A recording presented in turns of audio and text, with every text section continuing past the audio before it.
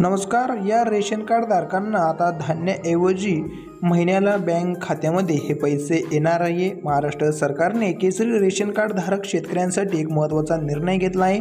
राष्ट्रीय अन्न सुरक्षा योजनेत नसलेल्या आणि आत्मग्रस्त 14 जिल्ह्यामध्ये राहणाऱ्या शेतकऱ्यांच्या खात्यात आता धान्याऐवजी थेट पैसे जमा करण्यात येणार आहे.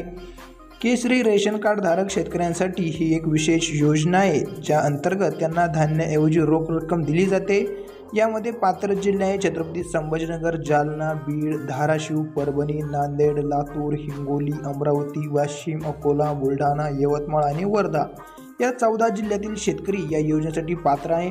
आर्थिक मदत ही तुम्हाला किती मिळणार आहे? सुरुवातीला दरमहा 150 रुपये मिळायचे, पण एप्रिल 2024 पासून निर्णय बदलला आणि दरमहा 170 रुपये हे करण्यात आले.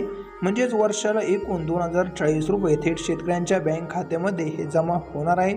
यासाठी अर्ज कसा करायचा? तर योजनेचा लाभ घेण्यासाठी शेतकऱ्यांनी आपली केसरी रेशन कार्ड, आधार कार्ड, बँक पासबुकची झेरॉक्स घेऊन तालुका कार्यालय किंवा जवळच्या राशन धान्य दुकानाशी संपर्क साधावा. बँक खाते आधार कार्डशी लिंक असणे हे अनिवार्य आहे. या रोख रकमेमुळे शेतकऱ्यांना धान्य घेण्यासाठी रांगेत उभे राहावे लागत नाही. शिवाय मिळालेल्या पैशाचा वापर ते स्वतःच्या गरजेनुसार शेती साहित्य, मुलाचे शिक्षण आणि आरोग्यावरील खर्चासाठी करू शकता.